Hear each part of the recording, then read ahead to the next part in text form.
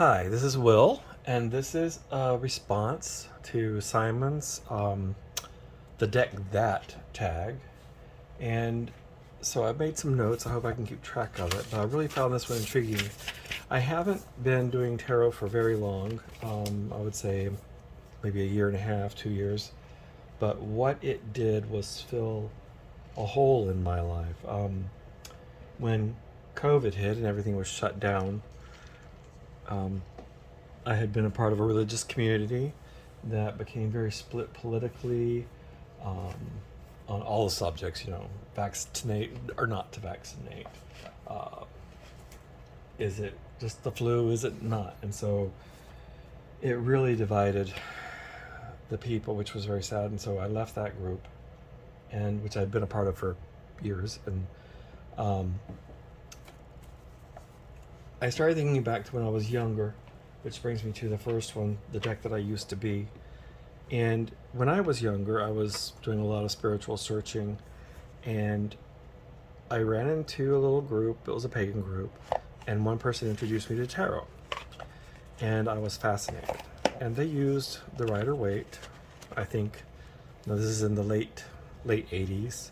This is the original Rider Waite. There's the box. And I just received this deck. I wanted a deck that had the roses and lilies.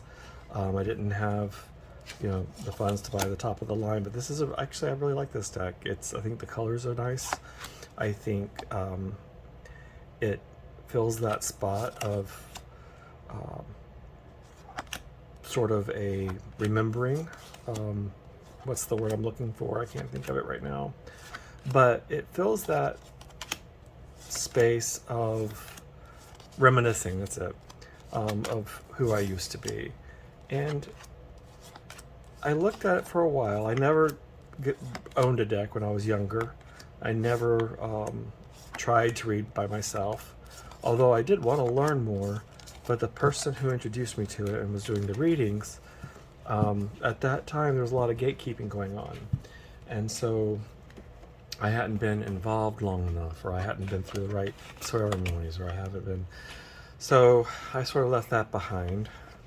And then after the past few years of going through COVID and lockdowns, and having to leave my spiritual connections, I just started thinking about what did I used to be attracted to, and that was some crystal work.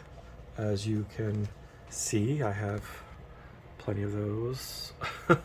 Some crystal work, and tarot was attractive. So I started into that again, and really have just fallen head over heels over it, and it has really been very fulfilling for me. So that was the deck that reflects who I used to be. The second one was the deck that surprised me the most. And I went back and forth over this one because I almost didn't want to show this one because it's not a great deck, quality wise. I think the book is very good. It's quite a thick book. It has lots of information in here on the majors are renamed to go through the sport of baseball and the positions, but you can see here it's if you're familiar with baseball or follow baseball or enjoy baseball, as I used to, it's not hard to figure out, though. The rookie, of course, is the fool. That's someone just starting out. The all-star, the magician. So it's fairly simple to figure out what the different positions. Like I say, if you're familiar with the positions, then it's fairly easy to follow through. But I will say this, I think the packaging is decent. It does have these finger holes that don't quite work. But I bought this at a bookstore that was going out of business, and I think I got them for $5. And I started not to, but then I started thinking about it. It's like, well, it's $5. If I just absolutely hate it, then I'm not out of a lot. The thing I don't like about the deck is, if you can see, it's got this really glossy shine. And then I'm not a fan of the backs. It's very baseball themed, but I don't understand the baseball against the universe sky there with the stars in the background. I could see this being a lot different with maybe a baseball diamond and something more neutral colors to match the front better. What I do love about this deck is the artwork and the size of the cards. And I think the artwork, the images, I think they're watercolors. They're either watercolors or colored pencil. I can't really tell. I read it, I just don't remember right now. But I think the images are fantastic. I think they did a really good job. I know US Games has a baseball tarot out. The images in it are nothing compared to these images. To me, this is very realistic in a game. This is very much what baseball would look like in action. And I think that for someone who enjoys baseball as a sport, or can enjoy an afternoon watching it, a lot of times I'll put a game on in the background and crochet or look at cards or whatever else is going on, but I find it very relaxing. But I think this artwork is very well done for the sport of baseball, and that's why I put it in here as the deck that surprised me the most. I don't use it a lot because of the glare and because of the backs, but I keep thinking that one day maybe I'll scan it in and do it on make playing cards if they'll do that for me, but in sort of more of a matte in their card stock. But as I said, I was really surprised. The book, the images, and the boxing is all, I think, very, very nicely done. And it far beats, even though the cardstock from US Games baseball version would be a lot better, I think the images in this one are, forgive the pun, but a home run for someone who enjoys watching baseball. Okay, so the next one is the deck that intimidates me, and this is a tea box actually, and I did not know that until I looked it up. It's Big Ben, I believe. And I forgot the name of the company. Is it in the box? Nope, I can't. Anyway, so is the Thoth Tarot, and it is because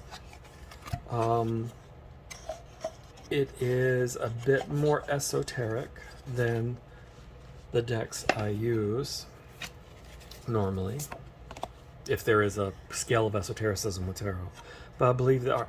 Now this is a deck I bought. I have the box. I don't know if it's right here handy. That's my other deck. I have the box for this. Oh, here it is. And this is really cool because I bought this deck first. It's US Games, all that. But then I was in one of our little witchy shops here, and I saw this one, and it was a demo deck. They have a whole shelf of decks out that you can look through before you purchase one or make a choice, and then they go back to the back and get one that's unopened that you purchase if you like it, which is really nice. They're the only store I know that does that. This deck, though, is US Games, but it's from an older AGM Urania. It is an older deck than the first one I had bought, the new deck I had bought. And the colors in this deck are just so much richer. It's phenomenal.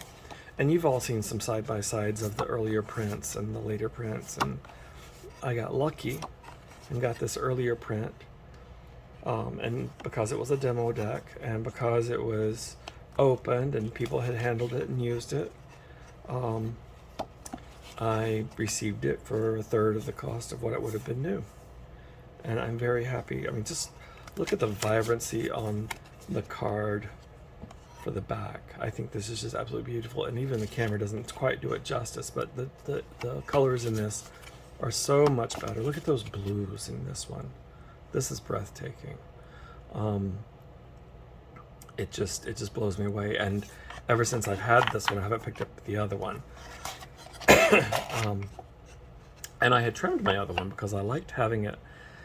I can't bring myself to trim this one because it's just so beautiful. It's night and day from the other one. So I don't know. I know they changed the plates from what I've read and what I researched. I was trying to figure out why the colors were so different. and it had to do with changing the plates and the way they printed them. And so that's my one that intimidates. It intimidates me because of all the symbolism. I need to take time to study it, to read it, to learn the symbolism. And once I do that, I'll be comfortable with it. I know that. It doesn't intimidate me to the point that I don't. I just haven't taken the time to do that yet. The next one is the deck that is pure comfort.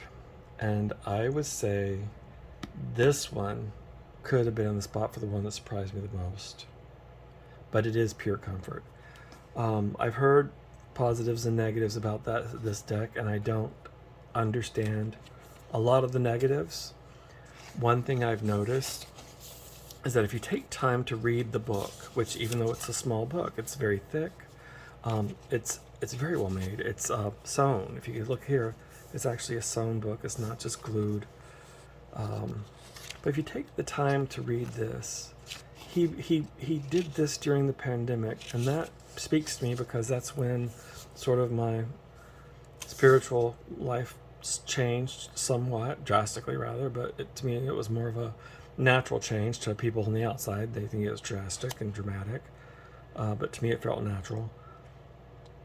The stay-at-home order came on March 30th, 2020. We thought it would last for 2 weeks, a month at most. They obeyed the order. And it goes through having to,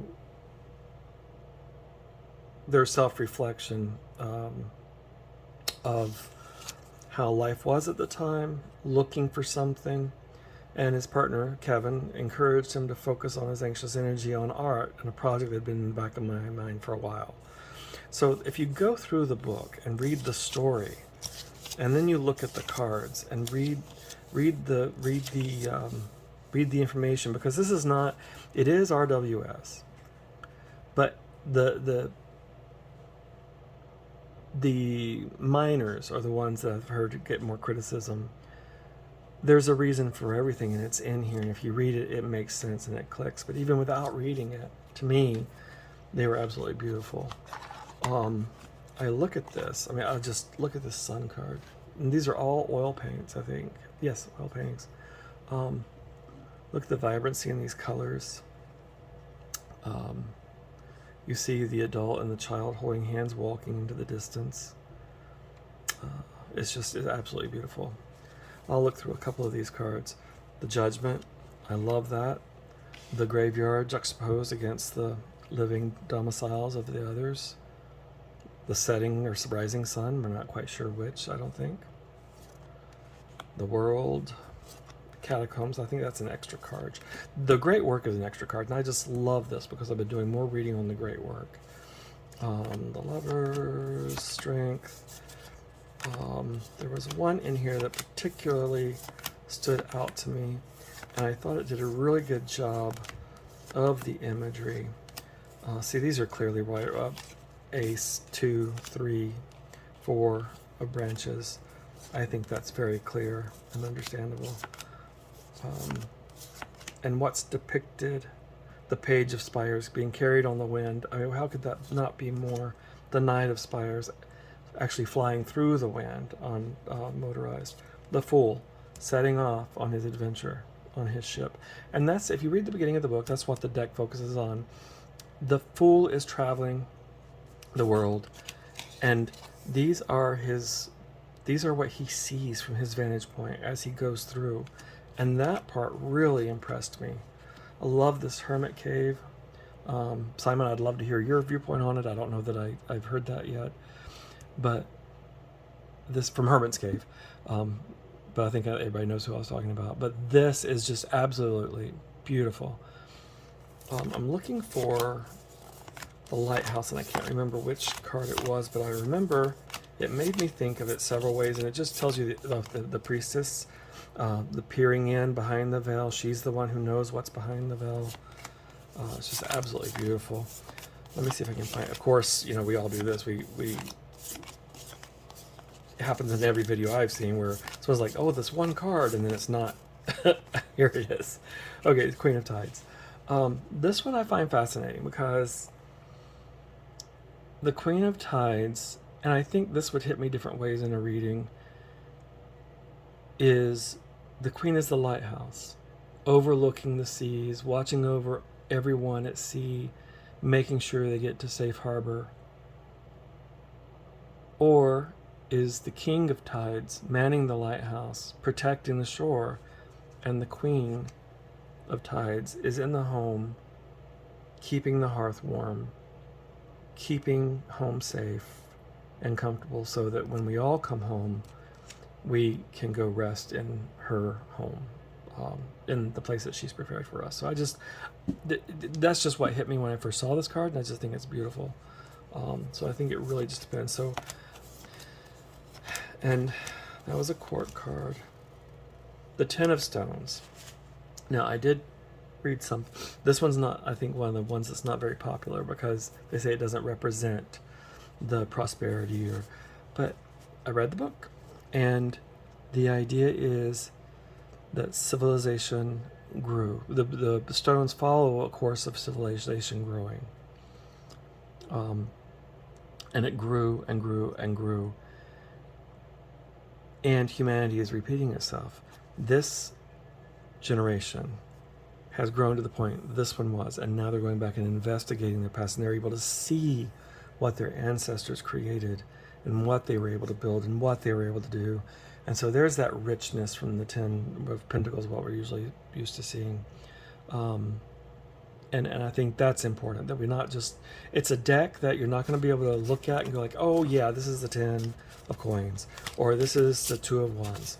You'll recognize, it'll be titled, and you'll recognize some of the symbols in it, but then you have to sit with it and meditate or think about how that actually relates to the original. And so this is one that just is complete comfort. I can be very stressed, very things can be happening. I might just be a busy day. It might be a fine day. It might just be really busy and need to slow down. This one makes me stop and slow down, because when I look at the cards, I have to stop. I can't read it instantaneously. I have to meditate on the cards for a minute. I have to take that as a mindful moment and see what comes. So this one makes me pause. All right, where am I? The deck that gives me the best readings, and I really don't have a lot to say about this one other than I love it. It's the Old Style Tarot by Alexander Ray. The book is, it's a regular book. I think even though the descriptions are short, like most of these smaller books are, I think the way it's written and the length that the cards are given, I think is well done.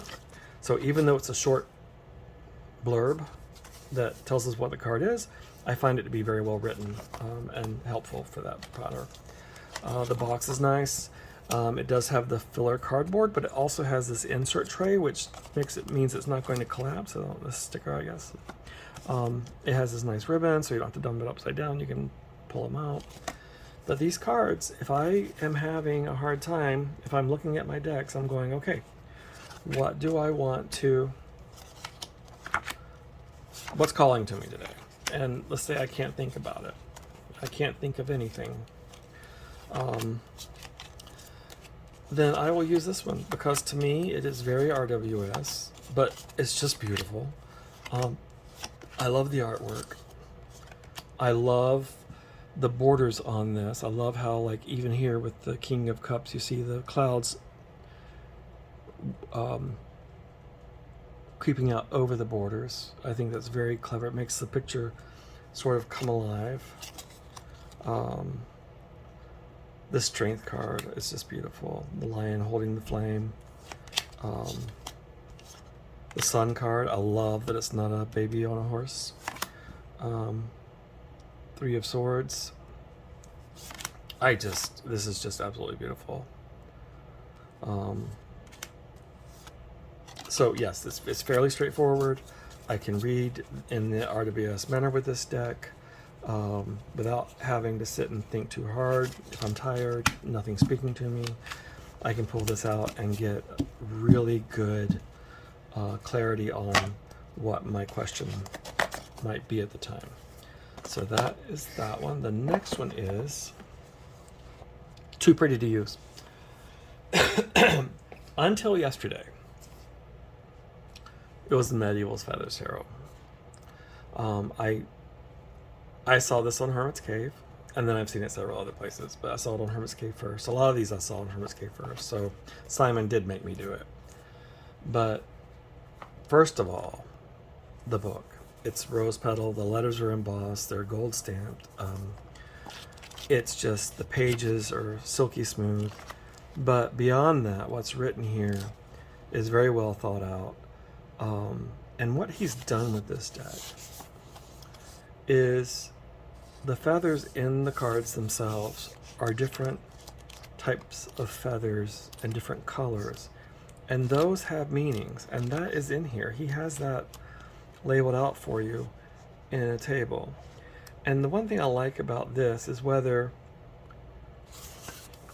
you read the cards and take into account the color associations, the feather associations. You can read them without this, and I think it works beautifully. When I first started using the deck, I would read with it without using the feathers. When I do decide to use the colors, then I'll take a little bit longer and I'll look the colors up as I go, and slowly by slowly I will learn them, so it becomes more automatic. But these can definitely be used without having to feel that you need to use the colors. The size of the cards is perfect. I love a larger deck, but not too large. The gilding is this sort of like matte gold. And you've seen this on video before, but the feel of this rose petal, it's a little bit silkier. It's not like, it just, I don't know, it just makes my heart happy. But I just think this is absolutely one of the most beautiful decks I've ever seen. And I said until yesterday, oh, look at the red in that feather. That's just absolutely beautiful. The Two of Cups. Partnership. So it is a pips deck, but these are definitely not what you would call lazy pips. It's just absolutely beautiful. So as you know, this is one of the first Marseille decks I had. There may be some discussion as to whether it's true Marseille or not, with the feathers added, but it is definitely inspired by Marseille. And I slowly learned to read with it that way, and now I'm starting to add the feathers in when I do use it. But I'm so scared. Well, I'm not scared. I don't want to damage it. I don't want to overuse it, and I want to keep it looking nicely, so I don't use it very often. And I don't necessarily have the money to purchase backup decks, so I just take care of what I have. And I do that by rotating them and not using them very much. You might hear my cat in the background because evidently I'm not giving enough pets today. All right, that was Gives the Best Read. Too pretty to use. Oh, I said that was until yesterday. That was too pretty to use until yesterday, and then I received the Tarot Italiani Dipinti a mano de Valentina De Luca. I hope I did that right. Anyway, close enough, I think. But this is just absolutely breathtaking. And I'd seen this on walkthroughs. I'd seen Simon's walkthrough from Hermit Cave. I'd seen Marilyn's walkthrough from Marilyn's Tarot Take. And not only was I a late purchaser, but I was blown away that I received the La Siete card. When I was going through this deck, and everything was in order. It's not in order now because I've been going through it. I told myself as I went through it, I didn't get the Siete card. I did not get that card because I didn't want to get my hopes up. And then when I turned over the Tower card and saw the La Siete card,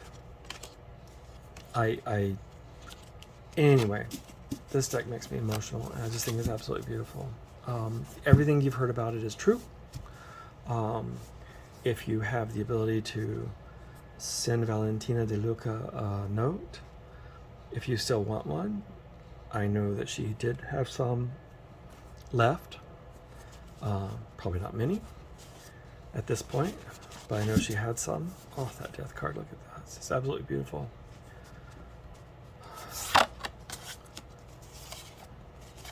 It's just, yes, I could sit here and go through this all night, but that would defeat the purpose of the video response that I'm doing to Simon's Cave, Hermit's Cave. Simon at Hermit's Cave, the deck that. But this one now is too pretty to use. I will use it, but probably more rarely than I do the Four Feathers, because it's the only one I have, and probably will be. And it has the La Saeta card. I debated whether or not to take that one card out and keep it separate just so nothing would happen to it. But I think that defeats the purpose of having the deck and all its parts. Okay, made me fall in love with tarot again. When I first started thinking about tarot again, the first thing I did was start looking for a deck. And I did not know where any stores or shops were that carried them. I didn't even know Barnes & Noble carried tarot, because I just didn't shop that section. Since then, I found several wonderful shops near me and around me in Phoenix area. But it's the Ethereal Visions cards tarot deck. And I did this by searching through Amazon, looking through reviews, looking through images, looking through flip-throughs. And I didn't even know tarot... the community existed on YouTube, so I didn't even look at those flip-throughs. I just looked at the images, and I read through it, and I fell in love with this artwork.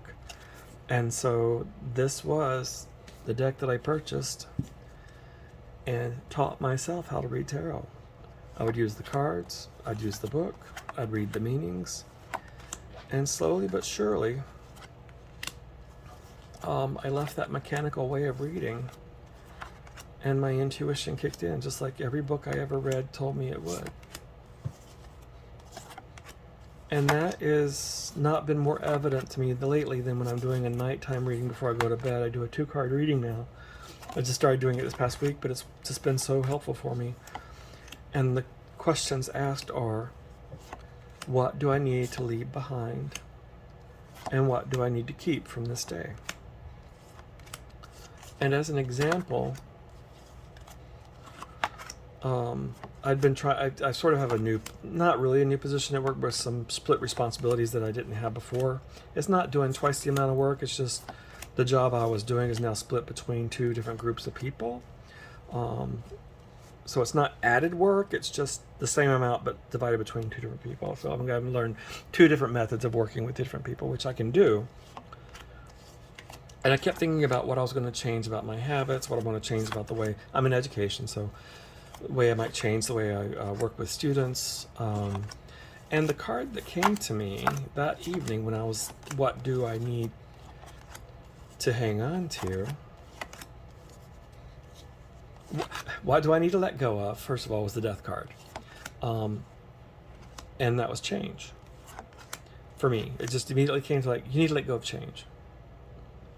And what that hit me was you're doing just fine. Like, everything I'm doing will work the same for both people, so stop trying to create something more. And then the next card was the Four of Pentacles, and it hit me like a gut punch. With the death card and the Four, it was, don't change. There's no change to do. And hold on to what you've got.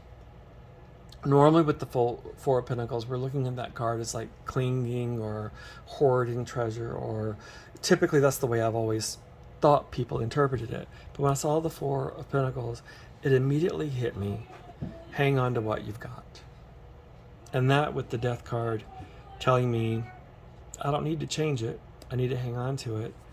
So that's, I think, really how my intuition has grown. And I think that I would encourage you, because like I said, I'm maybe 18 months, 2 years into tarot, but it really does at some point kick in. Not every day, not every reading, not every time. I get some readings and I'm like, I don't know what the heck that means, and I have to sit with it and think about it, and then later it comes back and dawns on me.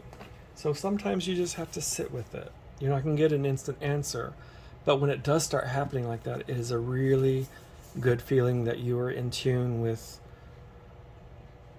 you're in sync with the universe, is the only way I know how to put it. The next one is the deck that I wish more people talked about, and that's the Parfait Tarot de Marseille. I think Fanlight Tarot, is it Fanlight or Fairlight? I'm horrible with the names on the channels. I think I saw her do this one. And I immediately went to French Amazon and ordered it. And in that, I discovered that it does have language in both French and English. I discovered that there are a lot of decks in France that are not available here in the US. So that'll be my next project. I've already got a couple of decks that I'm looking at from France that that are not available here. That you can go to the Amazon website in other countries. Didn't know that until I started looking it up. But I love the artwork in this. I think the colors are beautiful. Let's see, am I making it? It does have a gloss to it, but when I'm holding it, it's not that evident. It's not like shiny glossy.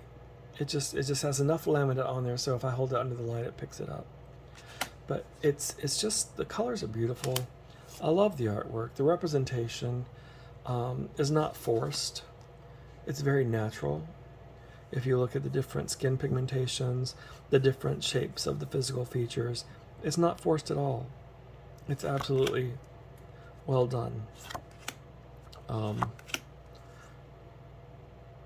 I love, oh, I'm not even getting in the camera there, am I? So this is my first video ever. So if it's a total wreck, oh, see, I love this Hermit. My son's godfather is half Asian. His mother is Japanese. His father was American. But this reminds me so much of him and how he has been there as a spiritual guide for a lot of people. But it's just absolutely beautiful. Very Marseille, but very beautiful. Love the representations. I just don't know how this could have been done better.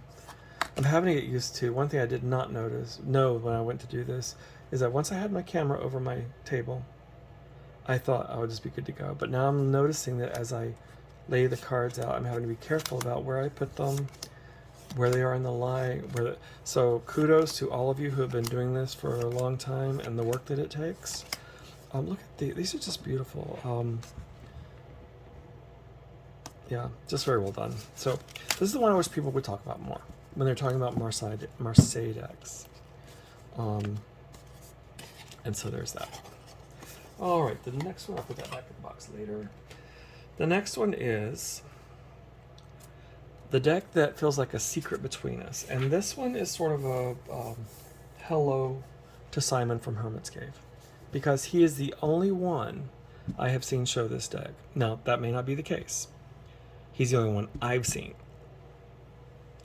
But I was a Spanish major. My Bachelor of Arts degree is in Spanish. I've got a master's in education, and I have a master's in special education. And it's the Tarot Neocolonial Americas. And my Spanish bachelor's was not only in language, but also in culture, history, literature. And this one just spoke to me. And the cards are beautiful. And it's not, when I first thought, I assumed it would be more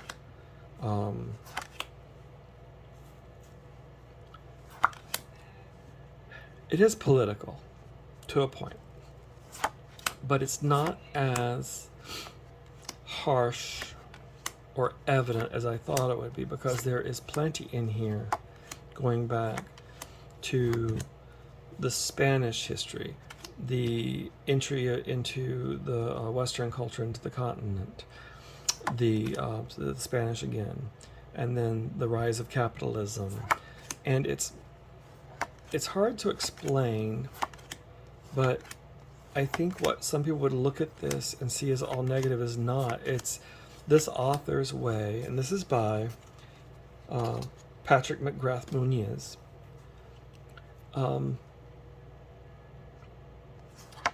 It's his way of chronicling the history of the Americas through the eyes of the Spanish peoples that settled, the natives that were in Latin America and the United States, the influence of outside religions, the battle between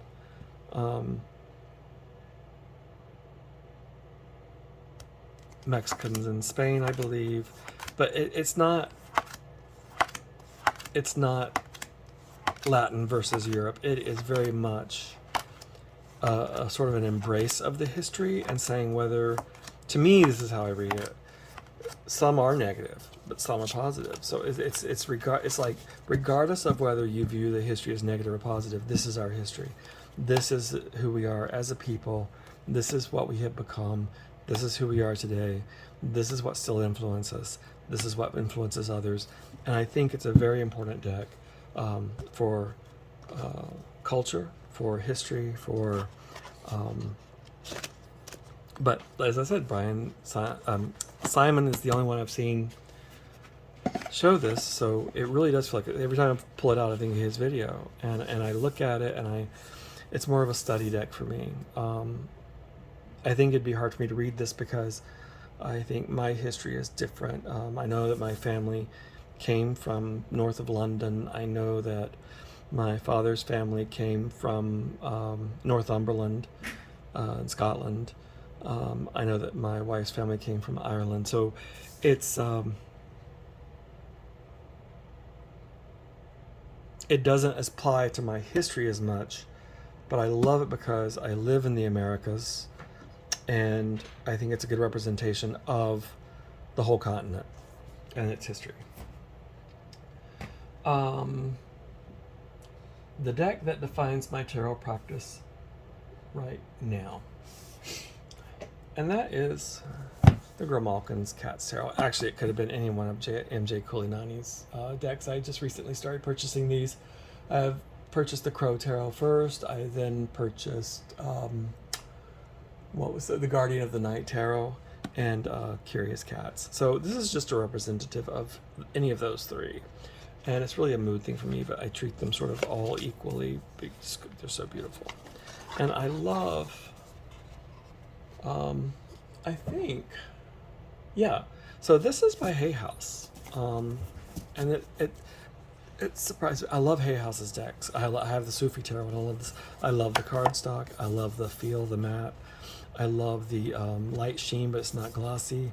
I love the size because they're larger. So you get a lot of image. But they're not so big you can't hold them. My hands are not super large, and I can grip them either way. So if you had a little bit smaller hands, I think they'd still be fine. But this deck is Hay House, and the Crow Tarot is US Games. And what I love that US Games did is because typically what I think they do is when they take a deck that's normally larger, they just put it on their size cardstock. They still kept the size larger than their regular. Now, they're not quite as large as Hay House, but they're pretty darn close. And I love that they kept the size larger for the artwork. So kudos to US Games for doing that. Do that with more decks, please. But I love this. This is just, these are my go-tos. These are what I come in and regularly grab right now. After a long day, I don't even think about what deck I'm going to grab sometimes. And this would be it. If I'm ever stuck, or if I pick this up and go like, this doesn't feel right, then I go back to my, what was it called? Old Style Tarot. That was it. Old Style Tarot. So that is what defines my practice now. The tarot deck that pulls me out of a rut. Now this is one of two, so I'm cheating a little bit. But really depends on the mood. If I'm in a mood that I'm not upset, I'm not somber, I'm not depressed, I'm not sad, but I'm not like I'm just there. I'm just living the day, and I'm glad it's over, and I'm tired. This is a deck I'd go to because I don't have to. It's beautiful.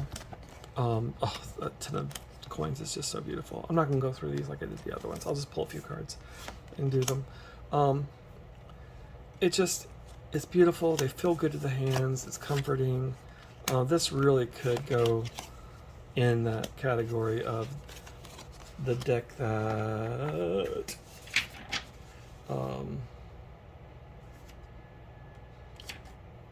is pure comfort. It really could. But this is one I would go to if I'm in a rut. This is a good standby, solid. It gives me good readings. The one that tied with it is this one. If I'm more of if I'm more on edge, maybe I'm a little bit grumpy, and maybe not grumpy. Maybe I'm my feelings are sort of like up in arms, but not really about anything. It's just I'm just like that of the day. This is kind of like everything, but not one thing. It's the Pendulum Tarot. This one, look at those reds. This one is just, and I read this every time I pull this deck out. In the universe, there are things that are known and things that are unknown, and in between them, there are doors. That is just absolutely beautiful. And that actually leads me to just mention how I read tarot now, because this goes out to if you're just starting out. If you are starting out, but look at these colors. This one gives me good readings, and it snaps me out because the images are sharp, the colors are sharp. It's not watercolory. It's not oil. I mean, I'm not sure what medium was used. It could have been watercolors or oil paints, but it's not typical. It's not sort of that classic flowy. It really pops, and so it kind of snaps me out of, makes me focus on the cards. And so when I'm in a rut, this kind of wakes me up. Look at those wings. It's absolutely beautiful. But what I was going to say, when I was reading cards and I was trying to determine reversed meanings, I never could quite understand how to know whether, maybe the card just flipped upside down. Maybe it's not supposed to be reversed. I couldn't stop questioning myself, and it was driving me nuts because I'm one of those people that will question myself over and over and over. Call it low confidence, call it I don't know, whatever you want to call it. But that really confused me. And then I was watching, I'm not going to think of her name now, Amethyst Ascension. And I can't think of her name, but Amethyst Ascension. And she said, and I'd heard other people say they don't read reversals. She had said that she doesn't read reversals, but she reads everything. And by that, and then she went on to say something, I'll paraphrase, I don't remember exact words, but she said, in the card is all the positives and all the negatives and everything in between. And when you draw a card, it doesn't matter if it's this way or this way, the door is open. And that clicked. And that's why sometimes now when I draw the death card and it's right side up, or I draw, Three of Hearts and it's right side up, and it hits me that it's not the upside right meaning, it's the reverse meaning, and I can tie it to something that happened to me that day or something that's on my mind, and it flows with the other cards, and it's hard to explain, but I know that's what it means. And so thank you to Amethyst Ascension for teaching me that trick, because that has been phenomenal. And the last one is the deck that patiently waits, and that is the Pooh Tarot. This tarot is just one that when I need to stop, take a breath, or if I haven't looked at it in a while, it'll be the one I pull to do a reading with. It just makes, as I say, it just makes my heart happy. It reminds me of being a child. I remember the lady who would babysit us sometimes. She was also my 5th grade math teacher. Had these little books, probably about the size of this icon.